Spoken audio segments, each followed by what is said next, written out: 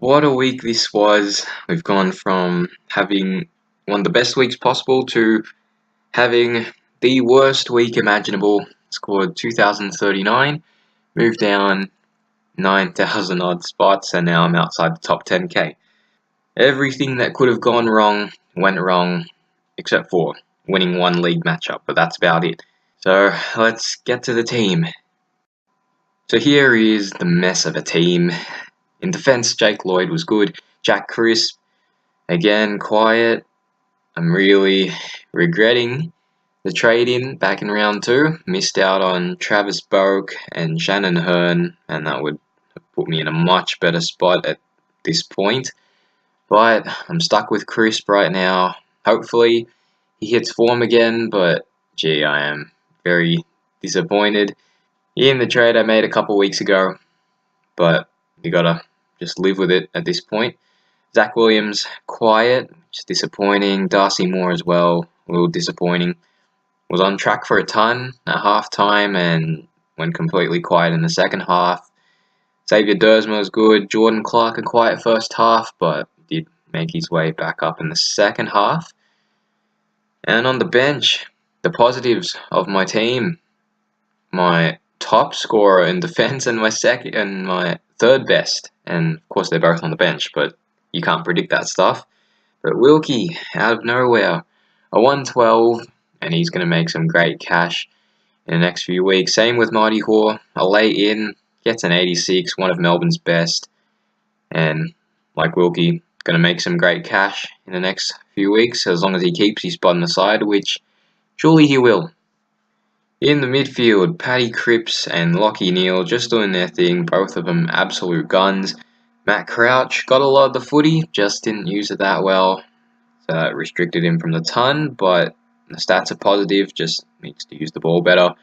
Stephen Cornelio, same goes, could have gotten the 110, but ball use restricted that, but we'll take a 104, and it's just positive signs that he's getting a ton of the footy.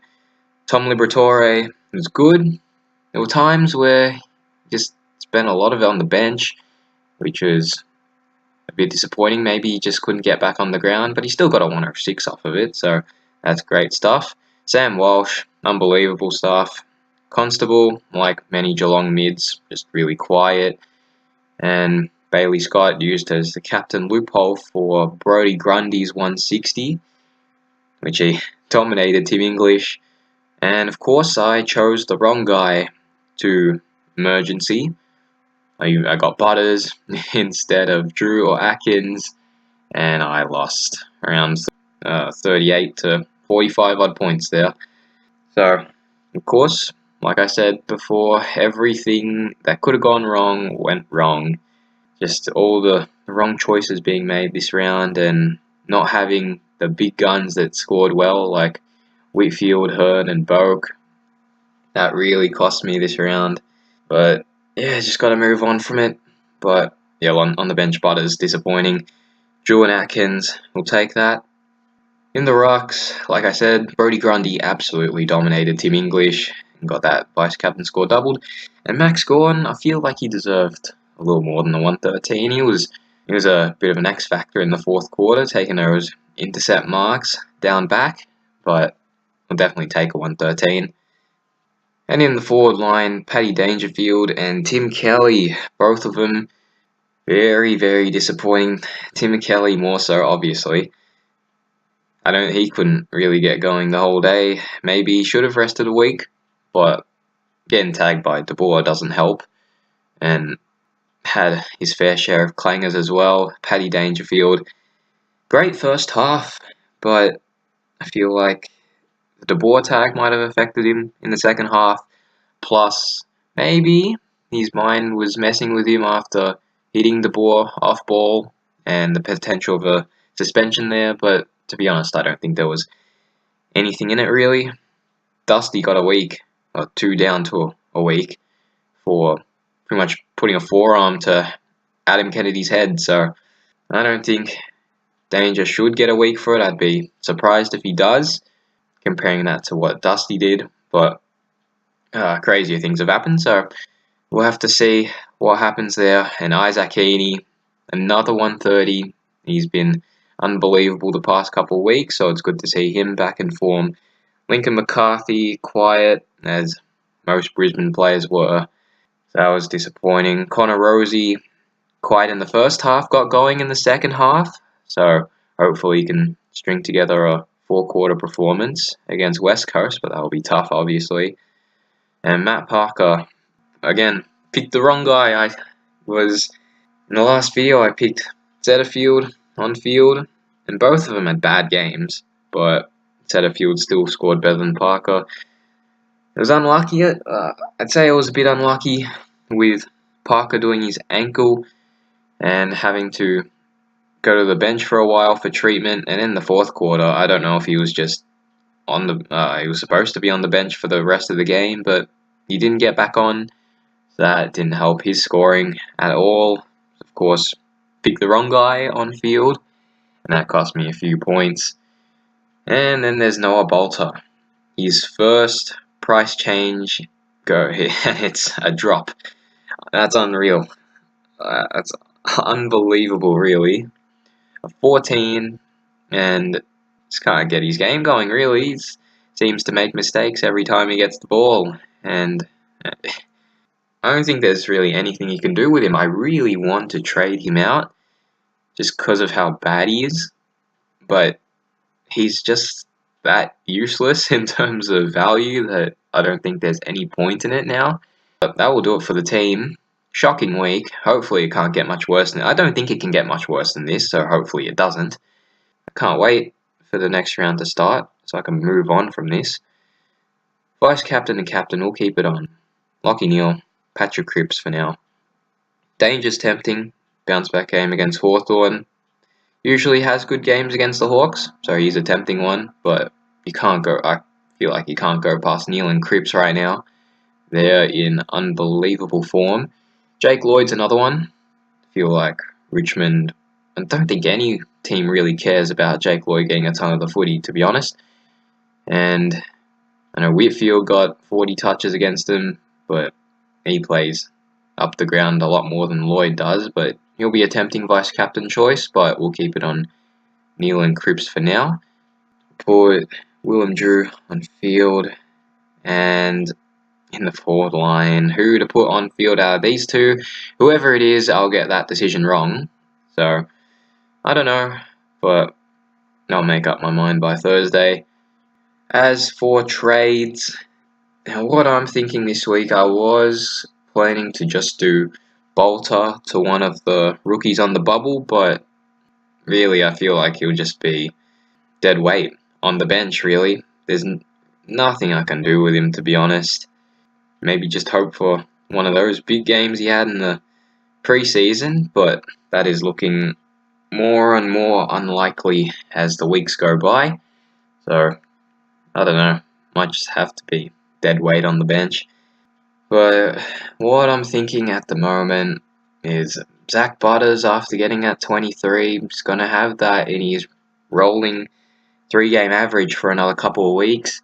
And with a high break even, there's even that possibility of him not beating it.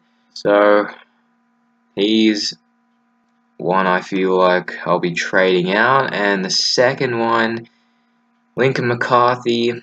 He's had those first 3 weeks, obviously, with the mid-80 scores. He's been really good. But with the break-even of 58 and that 40 in the rolling 3 games for another couple of weeks, just feel like the cash gen won't be as good as it was, or won't be as good as it could have been with a better score, obviously. And for the guys to trade in for now, I'll trade in Sydney Stack. I like the way he goes about his footy. I know he only got the 40, but the way he plays, it's a really positive signs, and the guy that deserves to keep his spot in the 22, that's for sure.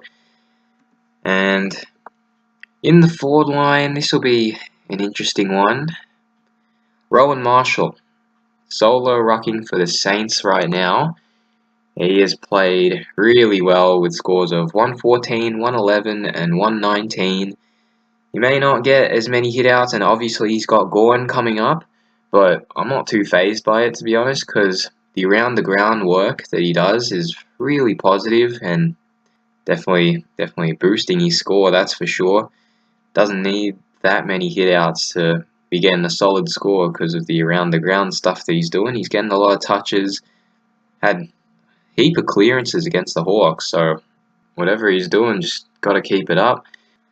And I don't know, at 406k, just really good value right now. I feel like, it sucks that he missed out on him being at 341k, but I'm treating him as a keeper, and at 406k, that's definitely great value for someone who's playing a great role and scoring really well because of it. So those are the trades I'm planning for now. Zach Butters and Lincoln McCarthy out for Sydney Stack and Ron Marshall, and it's built a bank for next week where I'm planning to bring in probably Rory Laird, who will bottom out the next week, and anything else I need to do. I'll probably leave the team as is right now, but we'll take a look at league matchups, even though obviously only won one of them. In my own league, I beat Ben comfortably, but I'd say that's the luck of the matchups. Would have lost to, I think, half the people in the league right now, so got a bit lucky, but I'll take it. And in Shorty's league, lost, obviously. Not much chance of winning when you have a week this bad, but I'll back my team in next week. Hopefully, get some better luck. Hopefully, the decisions I make won't all be the wrong ones, because pretty much all the 50-50 decisions I made couldn't have gone worse. But yeah, that will do it for this week. I can't wait to get into upgrades. Of course, Rowan Marshall was one of the upgrades, but can't wait to bring in the big guns like Laird and possibly Fife and all those guys. But right now, it's probably the lowest point of the season, and hopefully it will stay as the lowest point of the season. Like I said, can't get much worse than this. Expecting a bounce back round, and hopefully that'll be the case. I'll see you guys in the next video.